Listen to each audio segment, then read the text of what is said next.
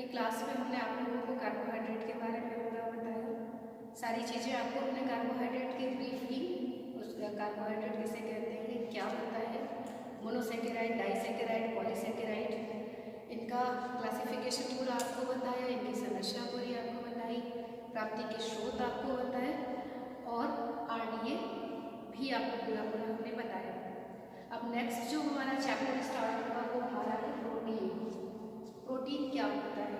Protein भी एक प्रकार का रसायन ही है और प्रोटीन की आवश्यकता हमारे शरीर में क्यों पड़ती है, कितनी हमको मात्रा लेनी चाहिए, क्या इसका वर्गीकरण है, कहाँ से ये हमको प्राप्त होता है, ये सारी जानकारी आपको प्रोटीन के चैप्टर में पढ़नी है।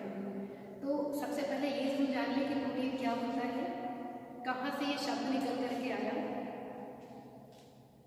प्रोटीन शब्द जो है वो ग्रीक का शब्द है। ग्रीक भाषा में इसका अर्थ होता है प्रथम स्थान ग्रहण करने वाला पदार्थ, यानी वो पदार्थ जो कि प्रथम स्थान ग्रहण करता हो। डच के एक वैज्ञानिक थे मंडर, जैसे हमारा आपका नाम होता है अलग अलग, वैसे ये डच के वैज्ञानिक थे जिनका नाम है मंडर। इन्होंने 1838 में बताया कि सभी जीवित पदार्थों में एक पदार्थ उपस्थित रहता है जो शरीर की गति को संचालित करता है, इसे हम प्रोटीन कहते हैं। शरीर की गति को संचालित करता है, यानी हमारे शरीर की जो स्ट्रेंथ होती है, जो क्षमता होती है, उस क्षमता का निर्धारण करता है। ऐसे पदार्थ को हम प्रोटीन कहते हैं। प्रोटीन अधिक आणविक भार वाले जटिल रासायनिक यौगिक होते हैं।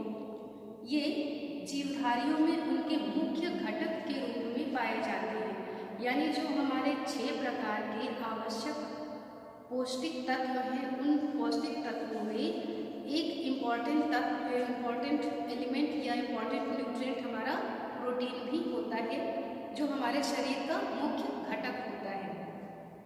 ये जीव द्रव्य में प्रचुर मात्रा में पाए जाने वाले ठोस पदार्थ हैं और शरीर का 14% भाग प्रोटीन का होता है। अगर हम अपने शरीर में पाए जाने वाले सभी आवश्यक पदार्थों को 100% मान करके चलते हैं तो उसमें अकेला प्रोटीन जो होता है वो पूरे शरीर में 14% पाया जाता है। शरीर के अलग अलग अंगों में इसकी मात्रा अलग अलग होती है। नेक्स्ट अब हम आते हैं कंपोजिशन ऑफ प्रोटीन। प्रोटीन की संरचना में कौन कौन से कंपोनेंट किस किस मात्रा में लगते हैं या किन किन कंपोनेंट्स के मिलने से प्रोटीन का निर्माण होता है। तो इसमें आपको बता दें, जैसे हम लोग कार्बोहाइड्रेट में पढ़े थे कि कार्बोहाइड्रेट में कार्बन, हाइड्रोजन और ऑक्सीजन, सिर्फ ये 3 तत्व होते हैं जिनके मिलने से कार्बोहाइड्रेट का निर्माण होता है। लेकिन प्रोटीन जो है इसमें इनके अतिरिक्त भी तत्व लगते हैं, जैसे कार्बन है, हाइड्रोजन है और सबसे इम्पॉर्टेंट जो प्रोटीन में पाया जाता है वो है नाइट्रोजन और ऑक्सीजन। ये जो यौगिक होते हैं, ये जो तत्व होते हैं, ये मिलकर के जिस यौगिक का निर्माण करते हैं वो प्रोटीन कहलाता है। कभी कभी प्रोटीन की संरचना में सल्फर और फास्फोरस भी इन्वॉल्व होते हैं, लेकिन ज़्यादातर जो होते हैं वो कार्बन, हाइड्रोजन, नाइट्रोजन और ऑक्सीजन होते हैं। नाइट्रोजन की मात्रा, ये बहुत इम्पॉर्टेंट एक प्रश्न है जो ज़्यादातर कॉम्पिटिटिव एग्जाम में पूछा जाता है कि प्रोटीन की संरचना में नाइट्रोजन की मात्रा लगभग कितनी होती है। तो नाइट्रोजन की जो औसत मात्रा होती है वो 16% होती है। प्रोटीन की संरचना में नाइट्रोजन की मात्रा 16% होती है। ठीक है, तो ये आपका जो है वो कंपोजिशन है प्रोटीन का। इसके बाद हम आते हैं प्रोटीन के वर्गीकरण पर। प्रोटीन का वर्गीकरण कैसे कैसे होता है और क्या होता है। तो आप देख रहे हो कि यहाँ हमने ब्लैक बोर्ड पे आपकी सुविधा के लिए पूरा लिख रखा है कि आपको समझने में सुविधा हो। प्रोटीन का वर्गीकरण, क्लासिफिकेशन ऑफ प्रोटीन। प्रोटीन को हम, ये प्रोटीन के भाग नहीं है जो हमने 3 लिखे हैं, 3 आधारों पर इनका वर्गीकरण किया जाता है। हर एक आधार में प्रोटीन का अपना अलग अलग वर्गीकरण है। तो अगर हम प्रोटीन का पहला आधार लेकर के चलते हैं कि इस आधार पर भी प्रोटीन का वर्गीकरण किया जा सकता है। तो पहला आधार है हमारा based on presence of essential amino acid. आवश्यक एमिनो अम्ल के आधार पर प्रोटीन को 3 भागों में बांटा गया है। पहला है कंप्लीट प्रोटीन यानी पूर्ण प्रोटीन, दूसरा है पार्शियली कंप्लीट प्रोटीन यानी आंशिक पूर्ण प्रोटीन, और तीसरा है इनकम्प्लीट प्रोटीन यानी अपूर्ण प्रोटीन।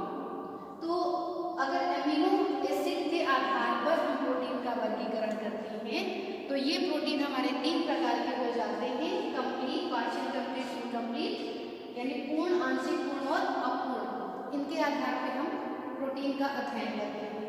दूसरा जो हमारा आधार होता है वो होता है बेस्ड ऑन सोर्सेज, यानी प्रोटीन की प्राप्ति का जो स्रोत होता है उसके आधार पर हम प्रोटीन को 2 भागों में बांटते हैं।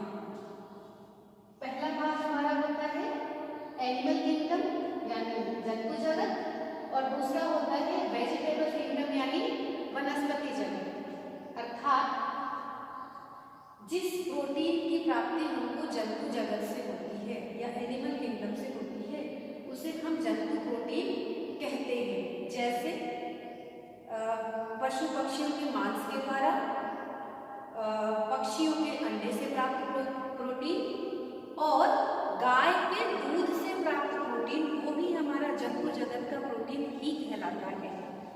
दूसरा वेजिटेबल किंगडम यानी वनस्पति जगत से प्राप्त प्रोटीन। तो आपको बता दें कि फलों में और सब्जियों में मिनरल और विटामिन ज़्यादा होते हैं, उसमें प्रोटीन नहीं पाया जाता है। एक सब्जी का नाम आपने सुना होगा अगस्थी का फूल, कुछ मात्रा में उसमें प्रोटीन होता है।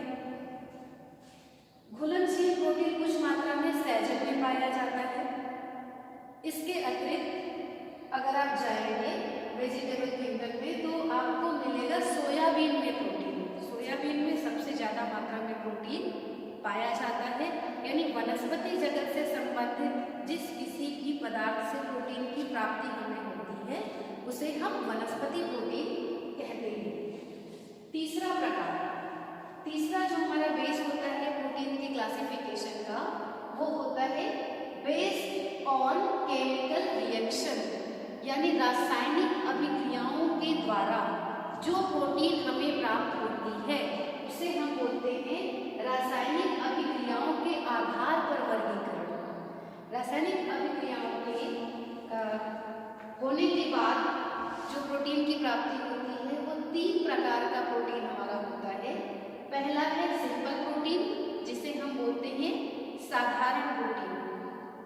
दूसरा है कॉन्जुगेटेड या कंपाउंड प्रोटीन जिसको हम कहेंगे संयुग्मी या संयुक्त प्रोटीन।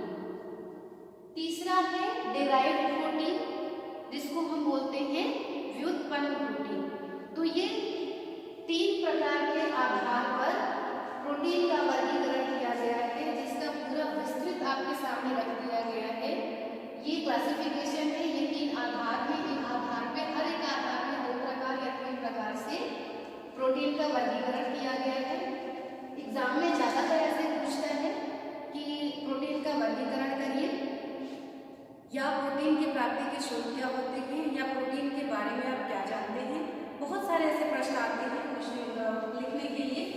तो अगर क्लासिफिकेशन के बारे में पूछता है तो आपको ये तीनों आधार उसमें बताना पड़ेगा कि इन आधार पे इतने भागों में प्रोटीन को डिवाइड किया गया है। ये आपका कंप्लीट जो है वो प्रोटीन का क्लासिफिकेशन है। अब नेक्स्ट जो हम लोग की क्लास चलेगी उस नेक्स्ट क्लास में हम लोग एक आधार को लेकर के उसका विस्तृत वर्णन करेंगे। ये तो आपका सिर्फ एक फोकस है क्लासिफिकेशन का। जब हम एक प्रोटीन उठाएंगे, जैसे हम कंप्लीट प्रोटीन उठाते हैं तो कंप्लीट प्रोटीन किसे कहते हैं, इसके प्राप्ति का स्रोत क्या है, ये क्यों कंप्लीट प्रोटीन है, कंप्लीट प्रोटीन के नाम क्या क्या होते हैं, ये सारी डिटेल आपको उसमें पढ़ने होंगे। इसी प्रकार से जितने आधार पर वर्गीकरण किया गया है इन सभी आधार पर वर्गीकृत प्रोटीन के बारे में आपको विस्तृत अध्ययन करना होगा। तो ठीक है, आगे की क्लास के लिए फिर हम लोग चर्चा करेंगे। तब तक के लिए इस क्लास को यहीं विराम देते हैं। नेक्स्ट हम शुरू करेंगे based on presence of amino acid से। और आप अगर अपने स्टडी बुक से कुछ पढ़ करके आएंगे तो आपको थोड़ा और अच्छे से समझ में आएगा पढ़ने में। ठीक है, तो अब क्लास यहीं पे इसको ओवर करते हैं। Thank you.